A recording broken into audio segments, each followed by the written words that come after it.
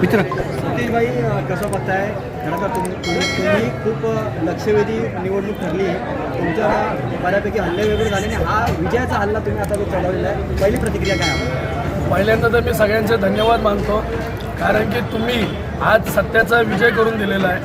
कारण की आत्तापर्यंत जे का असं एक भासवलेलं की भूमिपुत्र आणि मराठी माणूस याच्यापेक्षा मोठी कोणतरी आहेत, जसं माझा ज्या वेळेस हल्ला झाला त्यावेळेस माझं पण टीका करण्यात आली, बरेचसे माझं नावाचं केलं.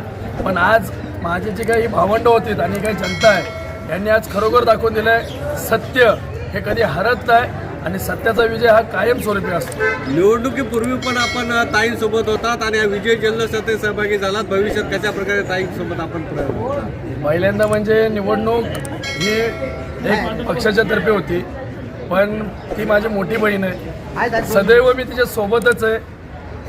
कसं आहे, परिवार एक वेगळा असतो आणि पक्ष वेगळा असतो.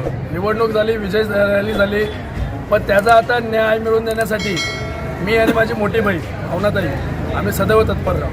तुमच्यावर जो हल्ला झाला त्याच्यानंतर तुमचा समाज तुमच्याशी मोठ्या प्रमाणात तुमच्या पाठीमागे उभं राहिलं, तर समाजाला आपण कशा प्रकारचा धन्यवाद मानाल की त्यांना काय आपण आवाहन कराल? त्यांच्यासाठी जे काही शब्द बोलले ते कमी आहेत, कारण की आज ज्या प्रकारचा जो माझ्यावर हल्ला केलेला तो भ्याड हल्ला होता. कारण की त्यांना माहिती आहे प्युअर आगरी आणि प्युअर जे भूमिपुत्र आहेत किंवा मराठी माणसं आहेत ती कधी कोणाला खमत नाही, म्हणून ते त्यावेळेस आत्ता मी पहिल्यांदा तर माझे जे काही मराठी माणसं आहेत आणि जे काही भूमिपुत्र आहेत माझे त्यांचे खरोखर धन्यवाद मानतो की तुम्ही खरोखर न्याय मिळवून दिलात आणि खरोखर तुम्ही एक सत्याचा विजय करून दिलेला. आरोप प्रत्यारोप झाले विरोधकांकडून, तर विरोधकांना तुम्ही ह्या माध्यमातून तुम्ही त्यांना काय उत्तर द्याल?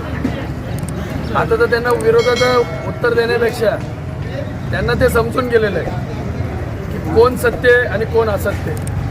आता जिल्हा परिषद आणि पंचायत समिती निवडणुका येणार आहे, तर आत्ता तुमच्यावरती जो हल्ला झाला होता त्या निवडणुकीवर काय परिणाम होतील काय?